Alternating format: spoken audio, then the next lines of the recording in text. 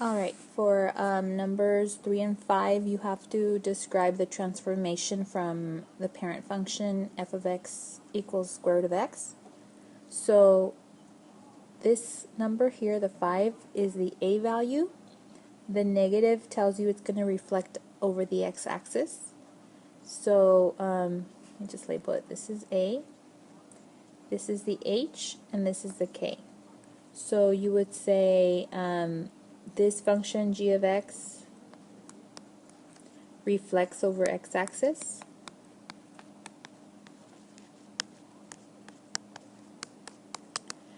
It has a vertical stretch by a factor of 5,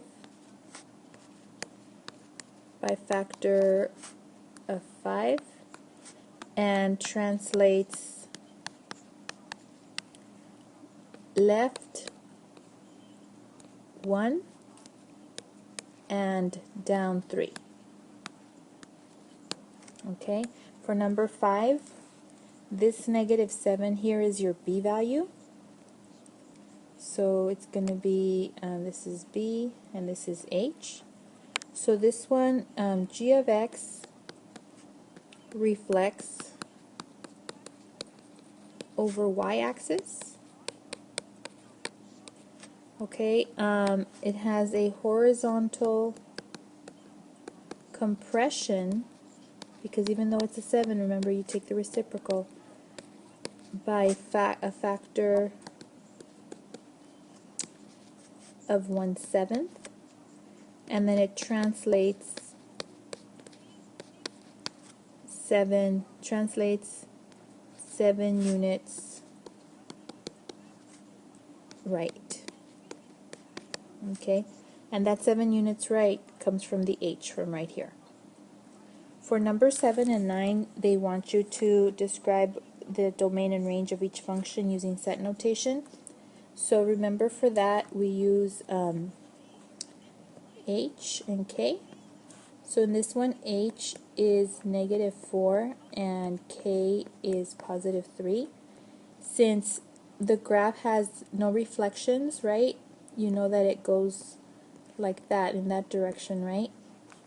Because it has no reflection over the x and no reflection over the y, because both a and b are positive. So then the domain would be all x greater than or equal to 4, so it would look like this. And the range would be all y greater than or equal to 3. So it would look like that. Okay, for number 9, h is here and k is here. So h is 3 and k is -5. The negative right here reflects it over the x-axis, so it's going to look like this, upside down. Of course with translations, but I'm just doing a very basic, I'm just applying the negative. So for the negative, it would go like that.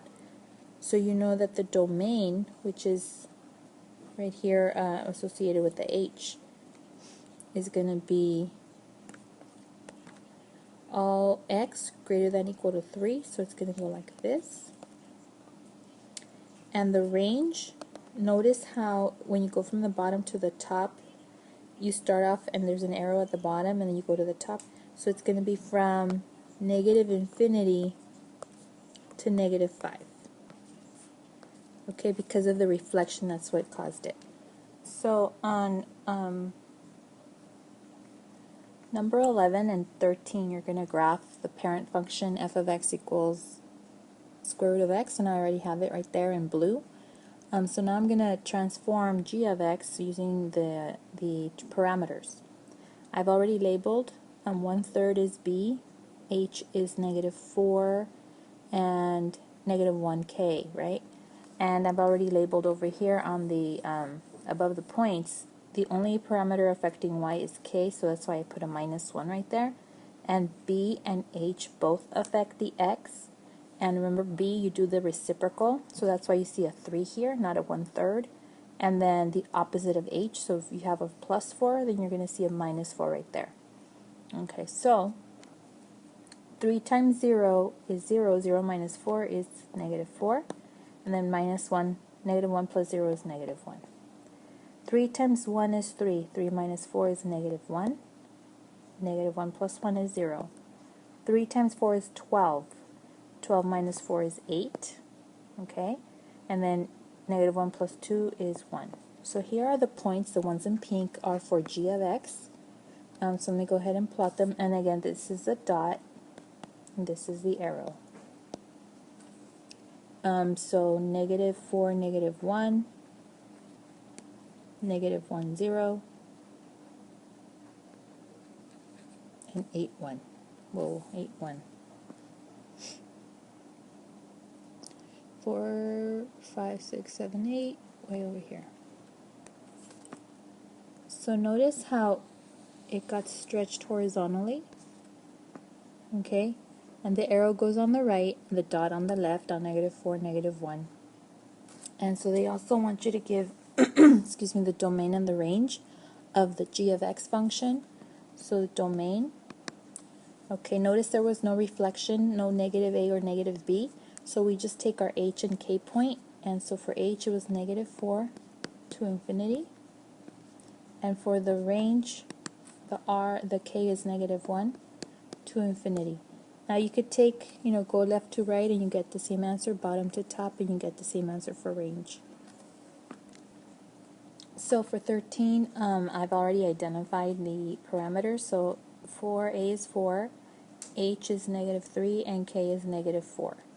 I've also set up the points, the reference points, and then remember k affects, a and k affect y, and h affects the x. That's why over the x you only see a negative 3, minus 3, and over the y's you see 4y minus 4, because remember a does what it says. So if it's 4, you multiply by 4. And k, same thing. If it's minus 4, you subtract 4.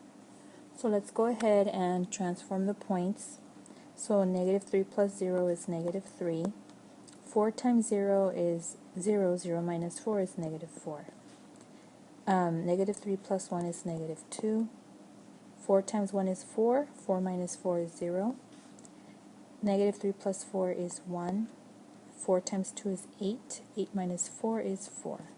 So now we're going to plot these points. Remember, this is the dot, this is the arrow. So negative 3, negative 4, negative 2, 0, and 1, 4. So 1, 4 would be up here somewhere. And notice the vertical stretch. It got stretched up like this. And so because there was no reflection either over the x-axis or y-axis, because both a and b are positive, then the domain, remember for the domain we look at the h. H is negative 3. It goes from negative 3 to infinity. And then the range, you look at the k. K starts at is negative 4, so it's from negative 4 to infinity. Okay? You could also, like I do in class with the paper clip, go for the domain, go left to right, and you notice that the first x on the graph is here, negative 3. And then for the range, you go bottom to top, and the first y on the graph that you encounter is here at negative 4. Alright, for 14 I went ahead and labeled the points, and again with the numbers and with the variables x, y, and hk. So now I'm just going to substitute. So g of x is the same as y, so I'm going to put in a 2 equals the square root of b. Since this one is opening left, I'm using b. And then x is 1/2, h is 1, plus k, k is 1. So I'm going to subtract 1 from both sides. Oops. And 1/2 minus 1, I'm looking right here, is negative 1/2. So negative 1/2 b. So now I'm going to square both sides. So 1 squared is 1. And when you square a radical or a square root, you end up with what's inside. It's called a radicand. And to get rid of to leave b by itself, we multiply by negative 2. So this by negative 2, by negative 2. Oops. So this cancels with this, and now you have b equals negative 2, because negative 2 times 1. So f of, or actually g of x, is the square root of negative 2 x minus 1, just extend the bar a little bit more, plus 1. Alright, so 15, they're asking you to use the equation with a b. So we'll just go ahead and use it. I know in class we did opening on the right a and opening on to the left b, but again, let's just follow the instruction on this one. So I have y equals, let me go ahead and change the color, y equals 1 square root of b, x is negative 1 minus h, so it's minus a negative 3, plus k, which is 0, right? So then 1 equals 3 minus 1 here is 2, so square root of 2b. Don't forget we have to square both sides, so then 1 equals 2b. I divide by 2 to leave b by itself, so b is a half. So my function is g of x equals the square root of 1/2 x plus 3, and k is 0, so I don't have to write it down. So here's the answer. Okay, we're using the equation with the a, so y equals negative 2, and then a times the square root of x, so that's 0, minus h, which is negative 1, plus k, so k is negative 5. So I'm going to add 5 to both sides, so that leaves me with 3 equals, now here I get 1, so square root of 1 is 1, so it's just a, so a is 3. So g of x equals 3 times the square root of x plus 1 minus 5. Okay, again we're using the a equation, so I'm going to put y equals, so it's 0.5, equals a times the square root of x minus h, so h is a half, so I'll just put 0.5, plus k. So I'm going to subtract 1 from both sides, so I get negative 1/2. And in here I get 1, so square root of 1 is 1, so a is negative 1/2.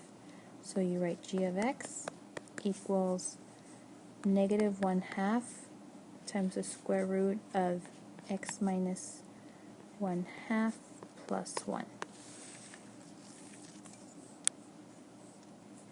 Okay, so we have to choose all the transformations that apply to this function. So I know that it has a horizontal, not a stretch, but a horizontal compression because the b is a 2.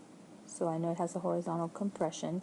I know that it has a horizontal translation because the h. I know it has a vertical translation because there's a k. And then I've got horizontal reflection and vertical reflection. So the way it's defined in the book, this one is over the y-axis, and this is over the x-axis. So because the b is negative, right here, the b is negative, then I know that it's going to reflect over the y-axis, so it's considered a horizontal reflection.